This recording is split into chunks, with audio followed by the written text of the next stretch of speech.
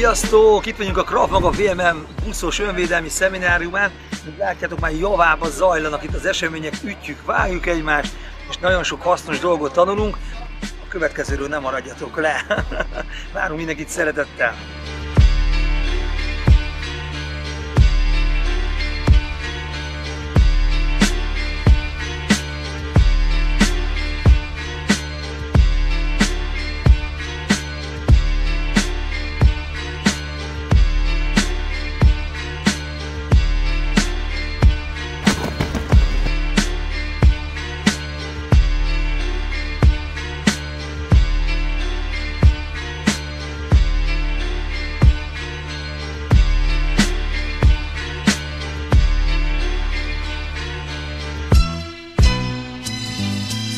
Amit most láttok, az késelemi védekezés buszos környezetben.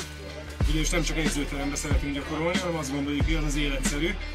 Az a valóság, hogyha egy kicsit kihozzuk a gyakorlókat egy ennél sokkal eredetibb környezetbe, és abban a környezetben is tudják gyakorolni a technikákat, a megoldásokat, ahol azok valójában létrejönnek ezek a helyzetek, ahol ezeket a helyzeteket meg kell oldani.